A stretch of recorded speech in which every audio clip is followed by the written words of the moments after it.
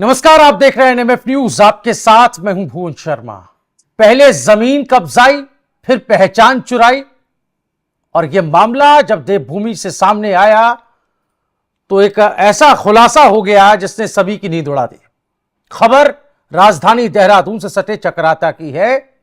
यहां पर SIR voter list पर होना है फरवरी में, लेकिन उससे पहले बीएलओ के जरिए जो सत्यापन अभियान चलाया जा रहा है उसमें कुछ ऐसी जानकारियां सामने आई जिसने होश उड़ाकर रख दिए। बाहरी लोग कैसे, नेपाल मूल तक के लोग यहां वोटर आईडी में उनका नाम आ गया। मुस्लिम वन गुर्जर कैसे, जिनका यहां के स्थायी निवासी होने से कोई ताल्लुक नहीं है, वो कैसे वोटर लिस्ट में अपनी जगह बना लेते हैं। एक दो केस नहीं है, हजारों की तादाद में ऐसे आंकड़े हैं। इसी पर बात करने के लिए हमारे साथ रुद्रसेना देवभूमि उत्तराखंड हिमाचल के संयोजक संस्थापक राकेश उत्तराखंडी जी जुड़ गए। बहुत बहुत स्वागत राकेश जी आपका एनएमएफ न्यूज पर। आपसे एक एक करके सारी जानकारी लेंगे क्योंकि आप उस रीजन से आते हैं, जौनसार, बाबर, चकराता, जिसकी बात आज हम करने वाले हैं। लेकिन केंद्र में पूरा उत्तराखंड होगा क्योंकि उत्तराखंड में वेरिफिकेशन की ड्राइव धामी सरकार चला रही है, जिसको कुछ लोग कह रहे थे कि ये तो जो है वो अपना एजेंडा सेट करने के लिए किया जा रहा है, लेकिन जो हकीकत आ रही है वो बता रही है कि वक्त की कितनी बड़ी मांग थी ये वेरिफिकेशन ड्राइव। इस पर मैं आऊंगा इस सवाल पर, लेकिन उससे पहले कुछ जानकारी अपने दर्शकों के साथ शेयर कर लेते हैं, समझ लेते हैं ये मामला क्या है ग्राफिक्स के जरिए। क्या है मामला, ये देखिए। मामला उत्तराखंड एसआईआर से जुड़ा हुआ है। जो तथ्य सामने आए बताते हैं कि उत्तराखंड में फरवरी से मतदाता सूची का विशेष पुनर्निरीक्षण जो एसआईआर है वो शुरू होना है। अभी बीएलओ सर्वे में डुप्लीकेट और संदिग्ध वोटर्स की पहचान की जा रही है। चकराता जनजातीय आरक्षित विधानसभा सीट में ये चौंकाने वाले नाम सामने आए। अब चकराता सीट पर क्या खुलासा हुआ ये भी देखिए। पिछले कुछ सालों में मुस्लिम वन गुर्जरों के नाम वोटर लिस्ट में जुड़े। नेपाली मूल के लोगों के नाम भी बड़ी संख्या में दर्ज पाए गए।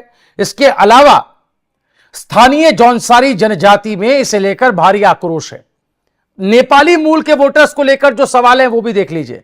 नेपाल के नागरिक भारत की वोटर लिस्ट में कैसे शामिल हुए? क्या ठेकेदारों ने आधार कार्ड बनाकर नाम जुड़वाए? पावर प्रोजेक्ट्स और जंगलात कार्यों के बहाने स्थायी निवास कैसे दिखाया गया? कार्की, जोशी, भट्ट, सामंत, देवपा जैसी जातीय समानता का दुरुपयोग है क्या ये? और किन किन गांवों में नेपाली मूल के नाम है, थोड़ा सा फटाफट आपको बता देते हैं। यहां पर नाम चात्रा का आ रहा है। हनोल, कथियान, कोटी कनासर, मशक, चौसाल, बिरनाड, बास्तील, ओबरा शेर।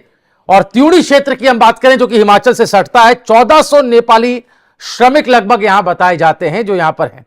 अब मुस्लिम वन गुर्जरों की भी बात कर लेते हैं, उसके बाद चर्चा में राकेश जी को शामिल करेंगे। मुस्लिम वन गुर्जरों को लेकर जो विवाद है वो भी जान लीजिए। त्यूणी क्षेत्र की जो वोटर लिस्ट है उसमें 2000 से ज्यादा मुस्लिम वन गुर्जरों के नाम है। खानाबदोश माने जाते हैं। स्थायी निवास पर सवाल है। सरकारी वन भूमि पर अवैध कब्जे के आरोप इन पर है। जनजातीय अधिकारों पर दावा करने का आरोप भी इन पर लगता है। राकेश जी, ये हमने एक खाका, एक तस्वीर रखी अपने दर्शकों के सामने। जो लोग उत्तराखंड को नहीं जानते या वहां की इस समस्या से अवगत नहीं है, उनको यह बताना जरूरी था कितनी बड़ी ये समस्या है। और अब जब ये नाम आ गया है, आंकड़े आ गए हैं, तो इसको कैसे रेक्टिफाई किया जाए, इसका सोल्यूशन क्या है? सबसे पहले तो मैं एनएमएफ न्यूज का बहुत बहुत धन्यवाद करता हूं कि आपके माध्यम से हम अपनी बात को पूरी तरीके से रख पाते हैं। जो ये मामला है ये त्यूनी क्षेत्र के अगल बगल का क्षेत्र का मामला है जो कि त्यूनी तहसील में आता है। सबसे बड़ी प्रॉब्लम यहाँ दो चीजों से है। जो नेपाली मूल के लोग हैं वो लोग नेपाल से आते हैं और बंगाल एक जगह पड़ती है उत्तरकाशी में। यहाँ पर लोगों के बड़े बड़े बगीचे हैं, सेब के बगीचे हैं। उन बगीचों में ये लोग काम करते हैं, उन बगीचों में देख रेख का काम करते हैं, दिहाड़ी मजदूरी का काम करते हैं। लेकिन यहाँ पे मैं आपको बताऊं, त्यूनी जो बिरनाड बास्तील जो पोलिंग बूथ है, त्यूनी पोलिंग बूथ है, इसमें क्या करते हैं कि इनके Aadhaar card, ration card, voter ID सभी चीज बना दी गई। अब फैक्ट क्या है भाई, जब इनके नाम यहाँ जमीन नहीं है, ये यहाँ किराए पे नहीं रहते हैं, ये विदेशी नागरिक है, तो इनके नाम वोटर लिस्ट में कैसे दर्ज हो गए, समझ से परे हैं।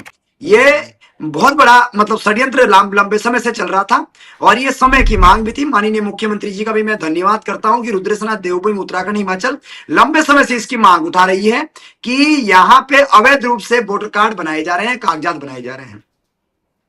दूसरी बात यह है कि वन गुज्जर की बात, तो वन गुज्जर नीचे ऊपर आते थे, खानाबदोश लोग थे, और इनको गारंटी खातिर द्वारा है कांग्रेस की हरीश रावत सरकार ने 1200 से अधिक परिवारों को 12,000 से अधिक बीघा जमीन मुफ्त में रेवड़ी की तरह दी गई। तो यहाँ पे उसके बाद हमारे क्षेत्र में इसका कोई मतलब नहीं बनता कि भाई उनको स्थापित कर दिया तो हमारा क्या मतलब है।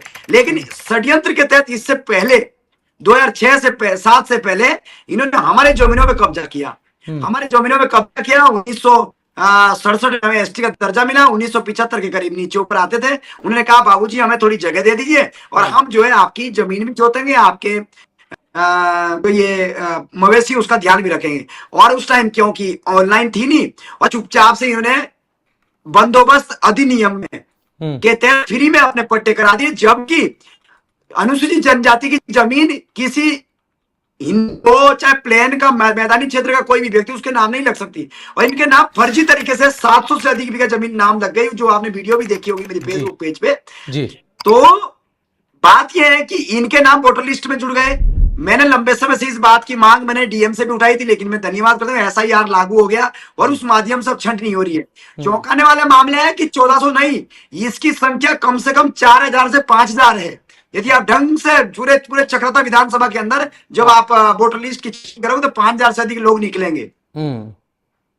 बिल्कुल। और जनजातीय आरक्षित क्षेत्र में जो ये बसावट हुई है या जो लोग नाम जुड़ा है, जिनका जो फायदा वहां ले रहे हैं, उस पर भी कुछ बड़े सवाल है। सवाल ये कि चक्राता जनजातीय आरक्षित क्षेत्र है, बाहरी लोगों को बसना और जमीन खरीदना यहां प्रतिबंधित है। फिर बाहरी वोटर्स के नाम इस लिस्ट में कैसे आए? सवाल ये भी उठेगा, क्या यह संविधान और जनजातीय संरक्षण कानून का उल्लंघन है? जौनसार बावर जनजाति इन्हें घुसपैठिया मानती है, ये बात राकेश उत्तराखंडी भी कह चुके हैं। त्यूणी हिमाचल सीमा से सटा हुआ चूंकि संवेदनशील क्षेत्र है, जैसा कि राकेश जी ने कहा कि यह मामला त्यूणी और उसके इर्द गिर्द का है। राकेश जी, मैं SIR आ गया, ट्रांसपेरेंसी आ रही है, पता चल रहा है कौन वहां का मूल निवासी है, कौन जनजाति है, कौन बाहरी है। इसके बाद जब आप कह रहे हैं कि आंकड़े 4000 से भी ऊपर के हो सकते हैं आपके अनुमान के मुताबिक, क्या लगता है कि यह सरकार कितनी ज्यादा इसको लेकर के इच्छा शक्ति रखती है कि जो स्थानीय मूल निवासियों के जो हकूक हैं वो उनको ही मिले, कोई बाहरी व्यक्ति उन पर डाका ना डाल पाए? कितनी इच्छा शक्ति आपको इस सरकार में नजर आती है? देखिए, मैं तो धामी सरकार का धन्यवाद करता हूं। यदि कांग्रेस की सरकार होती तो इस पे कोई भी फाइल ना पलटी जाती, अदरवाइज और लोगों को बसाया जाता। मैं आपको फिर बता रहा हूं कि ये बहुत बड़ी बात है। मैं पुष्कर सिंह धामी जी ने जबरदस्त काम किया है। कई लोगों को इसमें मिर्ची लगेगी क्योंकि उनका वोट कट रहा है, लेकिन इसका ये वोट जड़ से समाप्त करेंगे।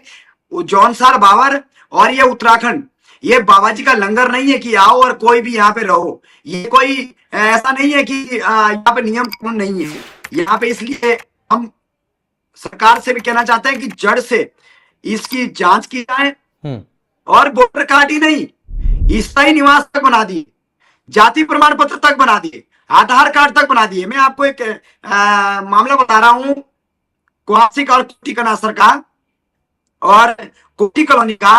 भाई कोटी कनासर में जब किसी की जमीन नहीं है और आधार कार्ड और वोटर कार्ड बना दिए, वहां माना कि हम उसका दुकान किराए पे लेके फिर चुपचाप से वहां आधार कार्ड बन जाते हैं। ठीक है, चाहे थोड़े पुराने ही, लेकिन फिर वोटर कार्ड उसमें सरकारी नौकरी भी लग जाती है और उसी में जो है क्या नाम उसका प्रधान भी बन जाता है नेपाली मूल का। तो ऐसे नहीं हो सकता ना, ये दुर्भाग्यपूर्ण है क्योंकि ये हमारे आरक्षण के भी खिलाफ है। हमारे संसाधनों पर भी ये कहीं ना कहीं प्रभाव पड़ रहा है। एक व्यक्ति है जो वन विभाग में नौकरी कर रहा है, वो नेपाली मूल का व्यक्ति है। हमारे यहाँ ना तो उसका स्थायी निवास है, ना उसकी जमीन है, ना कुछ है। उसको जो है प्राइवेट तरीके से निविदा क्या नाम उसका प्राइवेट तरीके से लगाया, डेली बेस पे लगाया और आज वो फॉरेस्ट गार्ड हो गया। भाई कैसे हो गया? एक सीट तो जौनसार बावर की कम हो गई ना। उसी तरीके से राशन है, दुनिया भर का राशन जो राशन है वो पूरे क्षेत्र का, यदि आप राशन की बात करेंगे तो हजारों लोग इस तरीके से राशन ले रहे हैं जो कि यहाँ के मूल निवासी नहीं है, यहाँ के स्थायी निवासी नहीं है। उसके बाद भी हजारों लाखों टन राशन जो इनको दिया जा रहा है जबकि विदेशी नागरिक है।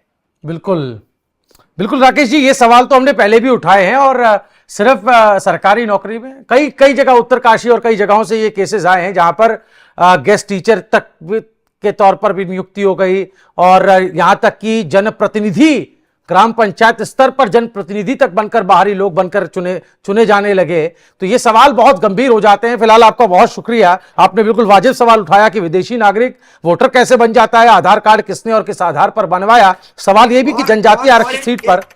जी जी बोले। एक बात और की, मतलब चुपचाप से आधार कार्ड या राशन कार्ड या कागजात तैयार कर लेते हैं और कागजात तैयार करने के बाद जो है मैदानी क्षेत्र में उसी कागज और आधार कार्ड के बेस में प्लॉट खरीद लेते हैं। तो उनको नागरिकता भी नहीं बदलनी पड़ी और चुपचाप से जो है जमीन भी खरीद ली। बिल्कुल, तो बहुत यहाँ कहीं ना कहीं बड़े लेवल पे ये डेमोग्राफी चेंज का मामला भी सामने आया है। इसीलिए बार बार मुख्यमंत्री भी डेमोग्राफी चेंज की बात कहते हैं, दोहराते हैं। और ये अब जब एसआईआर हो रहा है, उसकी प्रक्रिया चल रही है, तो यह पता चल रहा है कि मुख्यमंत्री का यह कहना, चिंता जाहिर करना, यह कोई गैर जरूरी बात नहीं थी, यह कोई इधर उधर की बात नहीं थी। यह उत्तराखंड की अस्मिता, उसकी पहचान, वहां के मूल निवासियों के अधिकार और हक से जुड़ा हुआ सवाल है, जिसे हम पुरजोर तरीके से आगे भी उठाते रहेंगे अगर इस तरह की कोई खबर आए। फिलहाल बहुत शुक्रिया राकेश जी आपका हमारे साथ जुड़ने के लिए। जनता के बीच इस मुद्दे को छोड़े चले जाते हैं। वीडियो को ज्यादा से ज्यादा शेयर कीजिएगा, अपनी राय बेबाक तरीके से कमेंट में बताइएगा। देश दुनिया की तमाम बड़ी खबरों के लिए देखते रहिए एनएमएफ न्यूज। नमस्कार।